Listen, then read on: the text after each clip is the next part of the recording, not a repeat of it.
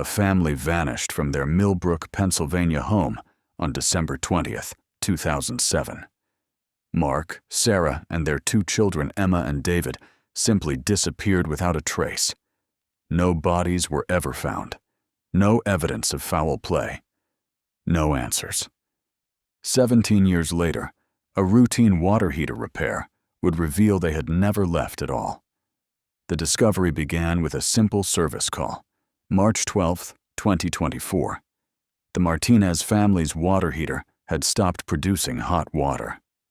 When the technician arrived the next morning and lifted the unit to inspect the base, he found something wedged underneath that would rewrite everything investigators thought they knew about one of the county's most enduring mysteries. A piece of metal, part of a door handle, leading to a space that wasn't supposed to exist. The Hendricks family had been living directly beneath the Martinez family for 17 years, all 4 of them alive. But the question that haunts investigators today isn't how they survived. It's why they never tried to leave, even when they were dying. The technician's name was Robert Kowalski. He had been servicing water heaters for 32 years across Chester County. He arrived at 847 Maple Street at 9:15 a.m. on March 13, 2024, expecting a standard repair job. The Martinez family had purchased the home in 2010. Lisa Martinez led him to the basement and pointed to the 10-year-old unit that had stopped heating water 3 days earlier. Kowalski noticed immediately that the water heater sat closer to the wall than standard installation required. When he attempted to access the rear connections, he discovered the unit had been positioned directly over something metallic. He asked Lisa Martinez to help him slide the heater forward 6 inches. That's when they saw it. A brass handle, tarnished with age, protruding from what appeared to be a seam in the concrete floor. The handle was warm to the touch. Kowalski used a flashlight to examine the area more closely and realized they were looking at a door that had been sealed beneath the water heater for over a decade. Lisa Martinez called her husband Carlos, who arrived home within 20 minutes. Together, they managed to move the water heater completely away from the wall. The door was approximately 3 feet wide and 4 feet tall, constructed of heavy steel with a concrete frame. There was no keyhole, no external locking mechanism, just the brass handle and a small ventilation grate near the top. Carlos Martinez grabbed the handle and pulled. The door opened inward with surprising ease, revealing a set of concrete steps descending into darkness. The air that emerged was stale but not foul. There was a faint smell of canned food and something else they couldn't identify, something organic and human. Lisa Martinez called 911 at 10:47 a.m. When paramedics and police officers descended into the hidden space 47 minutes later, they found a concrete room measuring 12 feet by 18 feet with 8-foot ceilings. The walls were lined with empty shelving. 4 cots sat against the far wall. On 2 of them, they found the decomposed remains of Mark and Sarah Hendricks. On the other 2, they found Emma and David Hendricks. Both were alive, breathing, but unconscious from malnutrition and dehydration. Emergency medical technician Jennifer Walsh later described the scene as unlike anything she had encountered in 15 years of service. The room was meticulously organized, despite the evidence of long-term habitation. Personal belongings were arranged in precise patterns. A handwritten calendar hung on the wall, marked through February 2024. The last entry read, Day 5934. Food supplies exhausted. Water reserves critical. Children weak but faithful. Emma Hendricks was 29 years old. David was 25. Neither had been outside the underground room since they were 12 and 8 respectively. Both were immediately transported to Chester County Hospital in critical condition. Emma was found to be 7 months pregnant. David exhibited signs of severe developmental delays and muscle atrophy from 17 years of minimal physical activity. The concrete walls showed evidence of systematic organization that spoke to years of careful planning. Hand-drawn charts tracked food consumption, water usage, and religious observances. Educational materials were stacked in precise piles. Children's drawings from years past were arranged on makeshift bulletin boards. The space felt like a classroom, a prison, and a tomb all at once. The Hendricks family had lived quietly in Millbrook for 12 years before their disappearance. Mark Hendricks worked as an electrician for the county school district. Sarah Hendricks homeschooled their children, Emma and David, who were 12 and 8 years old respectively, in December 2007. Neighbors described them as private but friendly, deeply religious, and devoted to their children's education. Mark had built their home himself in 1985, 2 years after marrying Sarah. The house was a modest 2-story colonial with a full basement, constructed on a half-acre lot in a residential neighborhood where most homes dated to the 1960s. Mark's electrical expertise was evident throughout the house, which featured updated wiring, multiple backup systems, and what neighbors assumed were standard utility connections. The family attended Millbrook Community Church every Sunday without exception. Pastor David Wilkins remembered them as faithful congregants who participated in Bible study and contributed regularly to the food pantry. Sarah often brought homemade cookies to church functions, always arranged on the same blue ceramic plate. Emma helped with the younger children during services, while David sat quietly beside his parents, always carrying a small notebook where he drew pictures of cars and airplanes. Mark's work schedule was consistent and predictable. He left the house at 7:30 a.m. and returned by 4 p.m. on weekdays. His route never varied. He drove directly to the school district maintenance facility, collected his work orders, and proceeded to whichever buildings required electrical repairs. Co-workers described him as competent, but solitary. He ate lunch alone in his truck, always the same sandwich and thermos of coffee, and rarely participated in casual conversation. Sarah rarely left the property, except for grocery shopping at the IGA on Thursday afternoons and church on Sundays. The children's social interactions were limited to church activities and supervised playdates with other homeschooling families. Sarah maintained a garden behind the house where she grew vegetables and herbs in neat geometrical rows. Neighbors occasionally saw her hanging laundry on a line that stretched between 2 oak trees in the backyard, always arranged by color and size. The basement workshop where Mark spent his evenings became increasingly elaborate throughout 2007. He installed additional electrical outlets, upgraded the lighting system, and constructed storage shelves that covered 3 walls. Neighbors could see him working through the basement windows until late at night, though they assumed he was pursuing electrical projects as a hobby. The sound of construction tools became a regular evening rhythm in the neighborhood. In November 2007, Sarah had mentioned to her neighbor, Mrs. Peterson, that she was stocking up on canned goods for the winter because the prices were better in bulk. Mrs. Peterson remembered this conversation because Sarah had seemed unusually animated when discussing her preparations. Sarah mentioned that she wanted to be ready for any situation that might arise.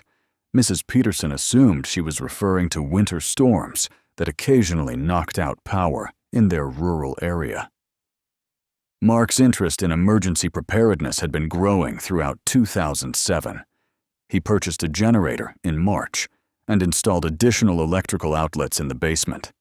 In June, he bought a water filtration system that he installed near the basement stairs. His co-workers noticed that he had begun asking questions about battery backup systems and solar panels. He told his supervisor that he wanted to make his house more self-sufficient in case of emergencies. The family's religious beliefs had become increasingly focused on end-times prophecy during 2007. Pastor Wilkins confirmed that Mark and Sarah attended every Bible study session that discussed the book of Revelation. They asked detailed questions about signs of the apocalypse and the timeline of prophetic events.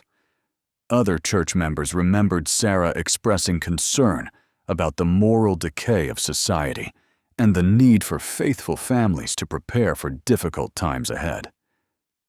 Mark had begun collecting religious texts beyond standard Bible study materials. He purchased books about biblical prophecy, survival techniques, and preparedness strategies. Sarah started a notebook where she tracked current events against biblical predictions. The children were given additional religious education, focusing on their role as faithful servants in the end times.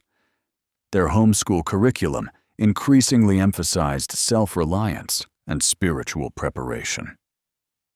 Mark Hendricks was last seen at work on December 19, 2007. He completed his shift at Roosevelt Elementary School, where he was replacing fluorescent fixtures in the gymnasium. His supervisor, Bill Crawford, remembered shaking hands with Mark before he left at 3:45 p.m. Mark mentioned that he was looking forward to spending Christmas break with his family. He seemed relaxed and mentioned that Sarah was planning a special dinner for the winter solstice. Crawford later recalled that Mark had been carrying an unusual amount of equipment to his truck that day.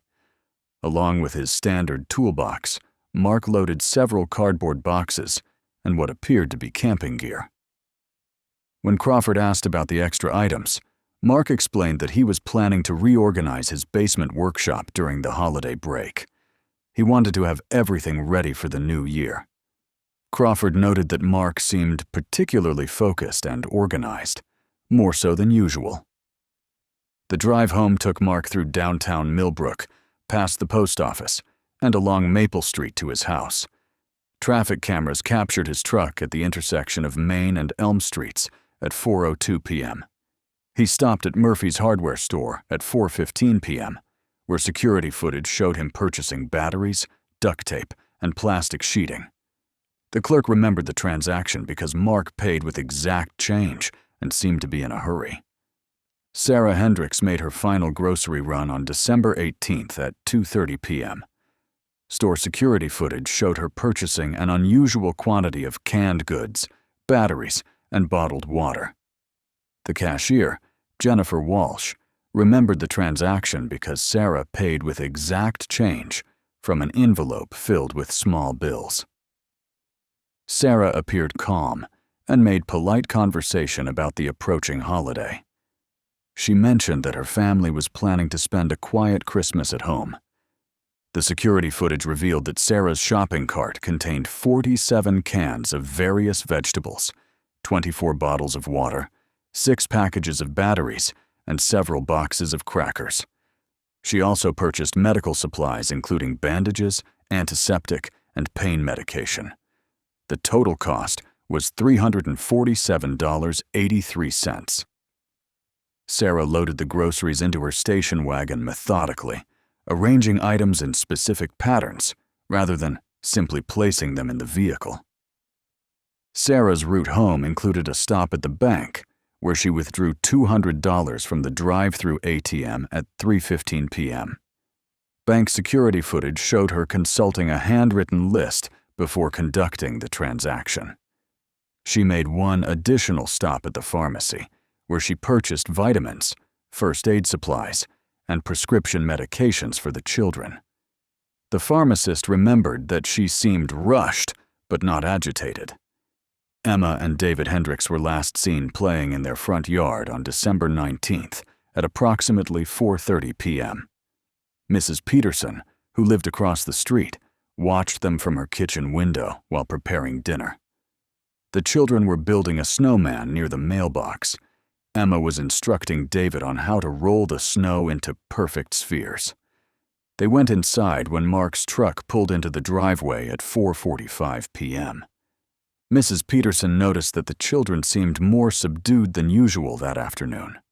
They played quietly without the laughter and shouting that typically accompanied their outdoor activities. Emma appeared to be giving David specific instructions about their activities, and both children frequently glanced toward the house as if waiting for permission or instruction from inside. They collected their snow equipment methodically before going inside. The final confirmed sighting of the entire family occurred on December 20th at 6:15 a.m. Jerry Kowalski, the mailman, saw all 4 family members carrying boxes and bags from their house to the basement entrance on the side of the building. Mark was directing the operation, while Sarah and the children made multiple trips. Jerry assumed they were storing Christmas presents or rearranging furniture. The family appeared organized and purposeful. No one seemed distressed. Jerry counted at least 12 trips from the house to the basement between 6:15 and 6:45 a.m. The family moved efficiently, with each member carrying appropriate loads for their size and strength. Mark handled the heaviest items, while Emma and David carried smaller boxes and bags. Sarah appeared to be checking items off a list as they were moved. The operation was completed when the family returned inside and closed all the curtains throughout the house. The mailbox remained full for 2 days before Jerry stopped delivering mail. He had attempted to ring the doorbell on December 21st and 22nd, but received no response. The house appeared empty, though he noticed that utility meters continued to show normal usage patterns. The newspaper delivery person confirmed that papers were accumulating in the driveway, but the family's vehicles remained in the garage. Mrs. Peterson observed that the house remained dark, except for a single basement window that showed intermittent light throughout the nights of December 21st and 22nd. She assumed the family was using the basement for Christmas preparations or gift wrapping. The light appeared to move around the basement space, suggesting normal activity. She saw no cause for concern until the newspapers began accumulating. Mrs. Peterson became concerned on December 22nd when she noticed that the Hendricks newspapers were accumulating in the driveway. She knocked on the front door several times, but received no response. The house was dark, except for a single light in the basement window that seemed to flicker occasionally. She called the police at 4:20 p.m., explaining that the family's absence was uncharacteristic and concerning. Officer Michael Torres arrived at 4:55 p.m. and found the front door unlocked. The house appeared normal at first glance. Dishes were clean in the kitchen sink. Beds were made with military precision. Children's toys were arranged neatly in the living room. The only unusual detail was that the refrigerator had been emptied of all perishable food. Milk, eggs, and leftovers were missing, but condiments and canned goods remained. Torres conducted a systematic search of the house, documenting his observations in a report that would later become crucial evidence. The master bedroom showed no signs of hasty departure. Clothes were folded in dresser drawers according to color and season. Mark's wallet sat on the nightstand, with all identification and credit cards intact. Sarah's jewelry box was undisturbed, though her wedding ring was missing from its usual place. The children's bedrooms were similarly organized, with homework assignments completed and ready for submission after the winter break. Emma's room contained carefully arranged stuffed animals and books. David's room featured model airplanes positioned in precise formation on his dresser. Both rooms felt abandoned, yet purposeful, as if the children had been instructed to prepare their spaces for a temporary absence. The basement revealed no obvious signs of disturbance. Mark's workbench was organized with tools arranged in precise patterns. Sarah's laundry was folded in baskets, sorted by family member and clothing type. However, Officer Torres noted that several large storage containers that Mrs. Peterson remembered seeing in the basement were missing. The family's winter coats were also gone, along with their hiking boots and sleeping bags. Torres found it significant that the family's vehicles remained in the garage, with keys hanging on hooks in the kitchen. This suggested that the family had not left the property by conventional means. The utility meters showed normal usage patterns, indicating that electricity and water were still being consumed. The telephone showed no outgoing calls after December 19th, and the answering machine contained no messages. The initial search expanded on December 23rd, when Detective Lisa Chen from the Chester County Sheriff's Office arrived to investigate. She found the family's 3 vehicles in the garage: a pickup truck, a station wagon, and a motorcycle. All were in working condition with full gas tanks.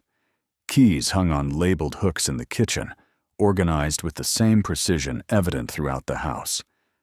Detective Chen noted several unusual details that had escaped Officer Torres's initial observation. The kitchen showed evidence of recent meal preparation, but the dishes suggested that only small portions had been served. A pot of soup sat on the stove, cold but not spoiled. The soup contained enough servings for approximately 20 people, far more than a family of 4 would require for a single meal. The children's bedrooms showed no signs of hasty departure, but Chen noticed that certain personal items were missing. Emma's favorite stuffed animal was gone, along with her diary and a small jewelry box she had received for her birthday. David's toy airplane collection remained arranged on his bookshelf, but his favorite model was missing. These details suggested that the children had been allowed to select specific items before leaving. Chen discovered a locked filing cabinet in Mark's basement workshop that contained documents related to emergency preparedness and survival techniques. The files included floor plans of the house that showed modifications to the basement structure. One set of plans depicted what appeared to be a reinforced room beneath the main basement floor. The plans were dated 1985, the year Mark had built the house, and included detailed specifications for ventilation, electrical, and water systems. The basement workshop revealed Mark's extensive preparation for some kind of emergency. Shelves contained emergency supplies, including flashlights, batteries, first aid materials, and water purification tablets. A radio equipment setup suggested he had been monitoring emergency frequencies. Maps of the local area were marked with potential evacuation routes and supply caches. The workshop felt more like a command center than a hobby space. Detective Chen contacted the family's relatives on December 24th. Mark's brother in Ohio confirmed that the family had no plans to visit for Christmas.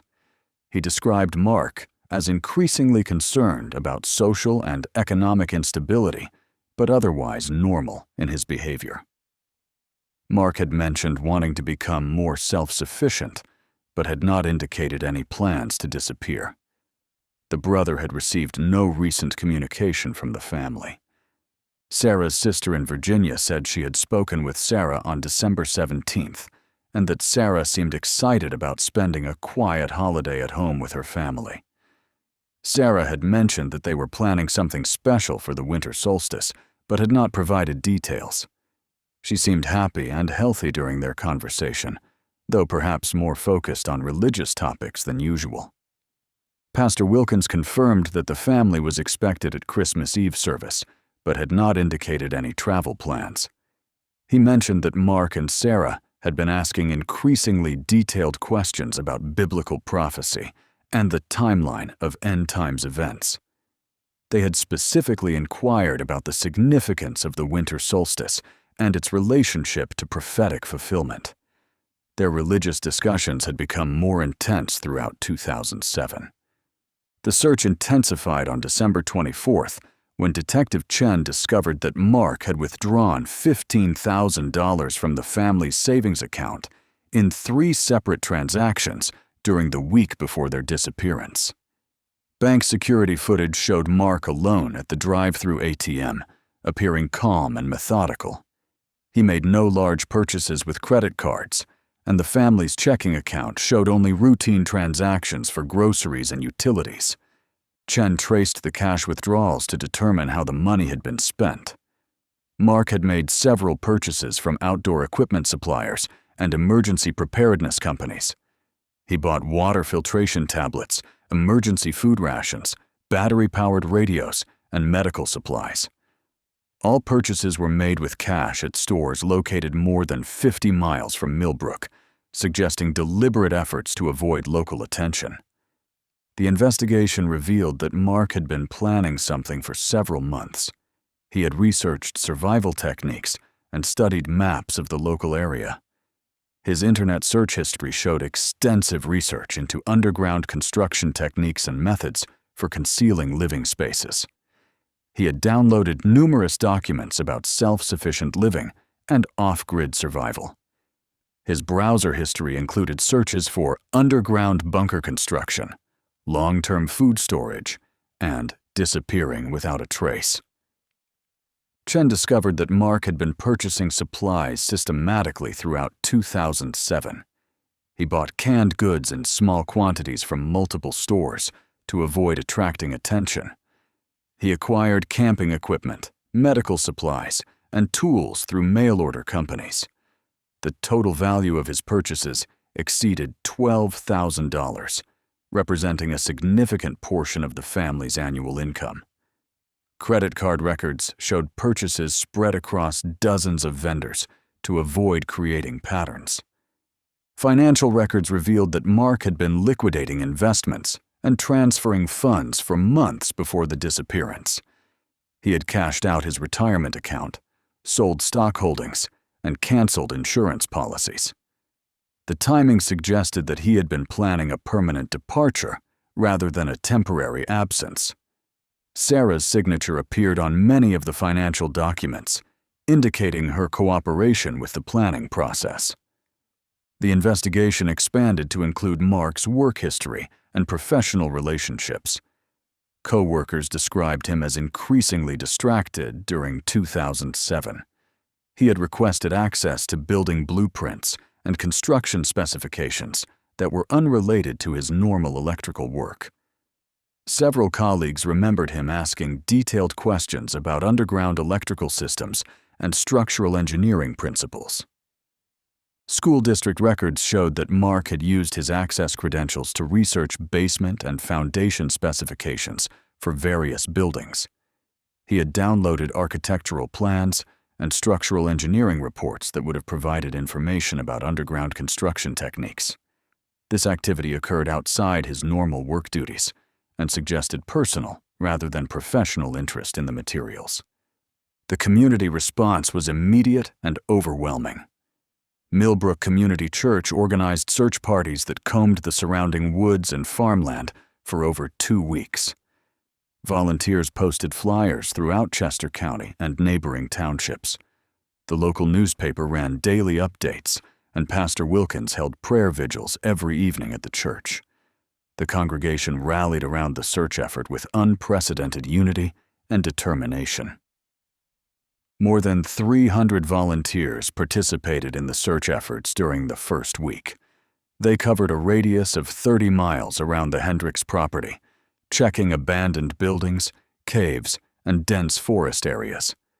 Search dogs tracked the family's scent to the edge of their property, but lost the trail at the road.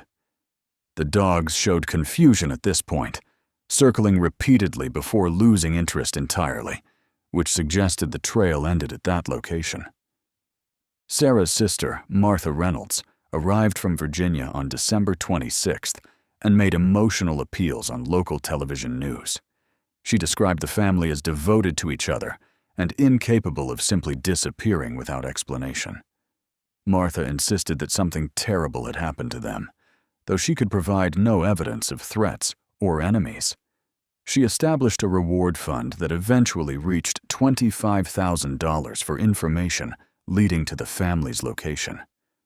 The search expanded to include state police and volunteer rescue teams. Helicopter searches covered a 50-mile radius around Millbrook using thermal imaging equipment. Divers searched nearby ponds and creeks where the family might have encountered accidents. The investigation consumed hundreds of volunteer hours and thousands of dollars in resources. Local businesses donated food and equipment to support the search efforts. Media attention brought the case to regional and national news outlets. The story of a religious family vanishing just before Christmas captured public attention across the country. Television crews arrived to cover the search efforts and interview community members. The attention brought additional volunteers, but also created chaos as reporters competed for exclusive details about the investigation. Church members struggled to understand how a faithful family could simply disappear. Many believed that Mark and Sarah had received divine instruction to relocate, though this theory conflicted with their abandonment of personal belongings and vehicles. Others suspected that the family had been targeted because of their religious beliefs or preparedness activities. The uncertainty created divisions within the congregation about what had actually happened. The children's disappearance particularly affected other homeschooling families in the community. Parents became more protective of their children and questioned whether they should continue isolating their families from mainstream society. Several families increased their own emergency preparedness activities, believing that the Hendricks had encountered some threat that could affect others. The incident created lasting anxiety within the homeschooling community. Local law enforcement received dozens of tips and reported sightings during the first months of the investigation. Family members were allegedly seen in neighboring states, at airports, and in various religious communities. Each report required investigation and resources, though none produced credible evidence. The volume of false leads complicated the investigation and diverted attention from more promising avenues of inquiry. As winter progressed into 2008, the search efforts gradually diminished. Detective Chen interviewed dozens of neighbors, church members, and Mark's co-workers. She found no evidence of marital problems, financial difficulties beyond normal family expenses, or unusual behavior that might explain their disappearance. The family had lived an unremarkable life until they simply vanished into the Pennsylvania winter. Chen's investigation uncovered the extensive basement modifications that Mark had made to the house. City building records showed that Mark had applied for permits to reinforce the basement structure in 1985, claiming he wanted to install a workshop and storage area. The permits were approved, but no inspections were conducted to verify that the work was completed according to the approved plans. This oversight would prove significant years later. The case remained active through 2008, but without new leads or evidence, it eventually shifted to cold case status. Chen continued to review the file periodically, hoping that new information or technology might provide answers. She remained convinced that the family had not left the property voluntarily, but could find no evidence to support theories of kidnapping or murder. The case consumed her thoughts even after she moved on to other investigations. The house was foreclosed in 2009 when mortgage payments stopped. Martha Reynolds cleaned out the family's belongings and held a memorial service, though she refused to accept that her sister was dead. She maintained the reward fund and continued to hope that the family would eventually be found alive. The personal items she removed filled a storage unit that she visited monthly for years afterward. The house sat empty for nearly a year before being purchased by the bank at auction. Real estate agents struggled to market the property due to its history. The asking price was reduced multiple times, and potential buyers were required to acknowledge the property's background. Most visitors felt uncomfortable in the house, particularly in the basement where Mark had spent so much time preparing for something that no one understood. The Martinez family purchased the house in 2010 for significantly below market value. They were aware of its history, but felt that the tragedy was unrelated to the property itself. Lisa Martinez later admitted that she occasionally felt uneasy in the basement, though she attributed this to knowledge of the family's disappearance rather than any supernatural presence. They planned to create new memories that would overshadow the house's dark history. During their 14 years in the house, the Martinez family made several renovations. They updated the kitchen in 2012, installed new flooring throughout the house, and modernized the electrical system. The work required extensive examination of the basement structure, though contractors found nothing unusual. The house seemed to be well built and properly maintained, with evidence of Mark's electrical expertise throughout. The basement became Carlos Martinez's workshop, where he pursued woodworking as a hobby. He appreciated the solid construction and excellent electrical system that Mark had installed. The space felt normal and functional, though Lisa occasionally mentioned that she heard odd sounds from the basement during quiet evenings. Carlos attributed these sounds to the house settling and the normal creaking of an older structure. In 2018, Lisa Martinez mentioned to her neighbor that she sometimes heard strange sounds from the basement, like creaking or footsteps. The neighbor suggested that old houses make noise as they adjust to temperature changes. Lisa accepted this explanation and never investigated further. The sounds occurred irregularly and seemed to be related to changes in weather or household activities above. Carlos Martinez later recalled that their utility bills had always been higher than expected for a house of their size. He attributed this to poor insulation and the age of the building. The family had considered upgrading their HVAC system, but never followed through due to the expense involved. They adapted to the higher costs and assumed they were normal for an older home with extensive electrical systems. The water heater replacement in 2011 had seemed routine at the time. The original unit had been installed in an unusual location against the far basement wall, which the contractor attributed to Mark's personal preferences as a skilled electrician. Frank Morrison, the installer, positioned the new unit for optimal efficiency without carefully examining the floor beneath the original installation. He completed the work according to standard procedures and left the basement unchanged except for the new equipment. Morrison later testified that he noticed the floor seemed unusually thick in that area, but he assumed Mark had reinforced it to support heavy equipment. The basement showed evidence of extensive electrical work and reinforcement that suggested the original owner had been a skilled tradesman. Morrison saw nothing suspicious and completed the installation according to standard procedures. The thick concrete floor actually extended beyond what would be necessary for a simple foundation. The discovery on March 13, 2024, revealed a hidden space that had been constructed during the original building process in 1985. The underground room measured approximately 12 feet by 18 feet, with 8-foot ceilings reinforced with steel beams. The walls were concrete, and the floor was covered with industrial carpeting that had been installed to reduce noise and provide insulation from the earth below. When police descended into the bunker, they found evidence of long-term habitation that spanned nearly 2 decades. The room contained 4 cots with thin mattresses, a small table, and several plastic storage containers. The walls were lined with shelving that had once held hundreds of canned goods, though most were now empty. A camping stove sat on a wooden counter, and a primitive water collection system had been rigged to capture condensation from the ventilation system. The most disturbing discovery was the presence of the Hendricks family themselves.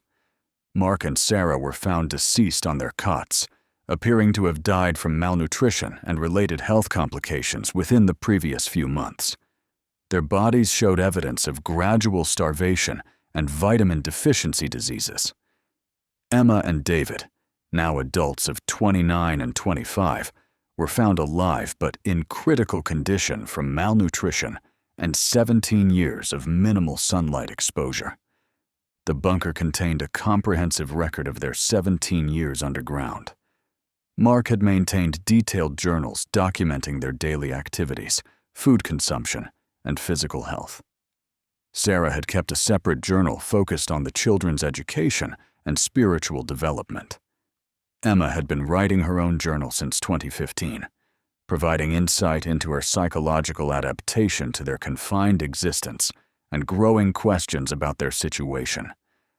The journals revealed that the family had initially believed they were waiting for the end of the world to pass. Mark had convinced them that the December 21st, 2012 date marked the beginning of apocalyptic events, and that they needed to remain hidden until God provided a sign for them to emerge. As years passed and their situation became desperate, Mark maintained that they needed to continue waiting for divine guidance rather than trusting their own judgment. Medical examinations revealed that Emma and David suffered from severe vitamin deficiencies, muscle atrophy, and psychological trauma. Neither had spoken to anyone outside their family for 17 years. Emma was found to be 7 months pregnant with David's child, the result of their parents' belief that they needed to continue the family line in preparation for repopulating the earth after the apocalypse ended. David exhibited signs of severe developmental delays and struggled to communicate beyond basic needs. His growth had been stunted by malnutrition, and he showed symptoms of depression and anxiety when exposed to bright lights or loud sounds. Both siblings required extensive medical intervention and would need years of therapy to adapt to life outside their underground prison. Their adaptation to the outside world would prove more challenging than anyone anticipated. The investigation into how the family had survived for 17 years revealed that Mark had been an obsessive prepper who had stockpiled enough supplies to last approximately 10 years. The bunker had been equipped with water filtration, air circulation, and waste management systems that allowed for extended habitation. The family had survived the final 7 years by growing vegetables in containers under artificial lights and carefully rationing their remaining resources. The bunker had been designed with remarkable attention to detail during the house's original construction. Mark had installed a ventilation system that connected to the main house's HVAC system, providing fresh air while remaining undetectable from above. He had created a water collection and filtration system that recycled household condensation and rainwater. The electrical system was connected to the main house, but designed to draw minimal power that would not be noticed by utility companies. Psychological evaluation of Emma and David revealed that they had been told by their parents that the outside world had been destroyed, and that they were among the few survivors chosen by God.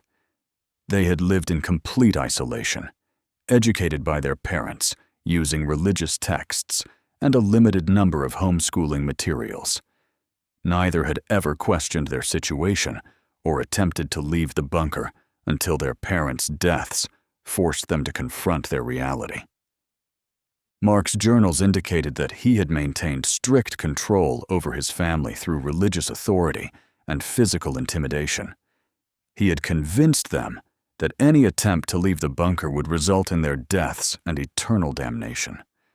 Sarah's journals showed that she had begun to doubt their situation after 2015, but feared contradicting her husband's religious authority and risking her children's spiritual welfare.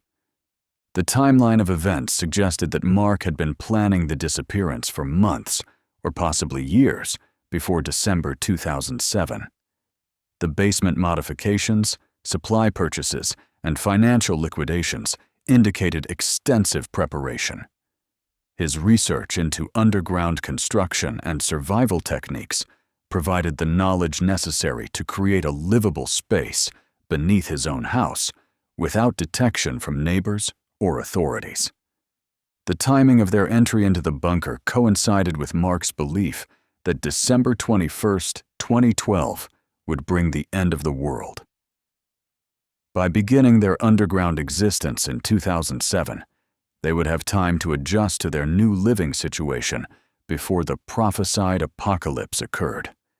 Mark's calculations had allowed for a decade of underground survival, after which they would emerge into a transformed world where faithful believers would inherit the earth. The family's ability to remain hidden for 17 years demonstrated Mark's engineering expertise and planning abilities. The bunker's systems had functioned effectively for far longer than intended, though the final years had strained their resources beyond sustainable limits. The fact that they could hear household activities above them but chose not to make contact revealed the psychological control that Mark had maintained over his family until his death. Investigation into the water heater installation revealed that the appliance had never actually trapped the family in the bunker. There was sufficient space around the unit for the door to open, and the family could have emerged at any time during their underground existence. Their isolation had been entirely voluntary, maintained by religious conviction and absolute parental authority that neither child had ever been allowed to question. During their years underground, the family had established routines that mimicked normal life while remaining completely isolated from the world above. They maintained regular sleep schedules, conducted daily educational sessions, and observed religious holidays according to their interpretation of biblical requirements. Mark continued to lead family prayers and Bible study, while Sarah managed food preparation and the children's education using materials they had brought into the bunker. The concrete walls of the bunker were covered with handwritten charts tracking their daily activities, food consumption, and spiritual progress. Educational materials were organized in precise stacks according to subject matter. Children's drawings from various years were arranged on makeshift bulletin boards, showing Emma and David's artistic development during their underground existence. The space reflected 17 years of careful organization and adaptation to extraordinary circumstances. Emma's pregnancy had occurred in 2023, according to her journal entries. Mark and Sarah had encouraged the relationship between their children, believing that they needed to prepare for repopulating the earth after the apocalypse. Emma had been told that her pregnancy was part of God's plan for their family's survival. She had received no medical care and had been relying on her mother's limited knowledge of childbirth and pregnancy care. The most disturbing evidence was found in Mark's final journal entries. As their food supplies dwindled and his wife's health deteriorated, he had maintained his conviction that emerging from the bunker would be a betrayal of God's plan. Even as Sarah died from malnutrition and his adult children begged him to seek help from the outside world, Mark refused to acknowledge that his prophetic timeline had been incorrect. Sarah's final journal entries revealed her desperation and growing awareness that their situation had become unsustainable. She had begun to question Mark's interpretations of biblical prophecy, but feared the consequences of challenging his authority. Her writings showed increasing concern for Emma and David's future and growing doubt about whether they would ever be allowed to leave their underground prison. The bunker contained evidence of the family's attempts to maintain connection with the outside world through radio monitoring. Mark had tracked news reports and emergency broadcasts for years, looking for evidence that the apocalypse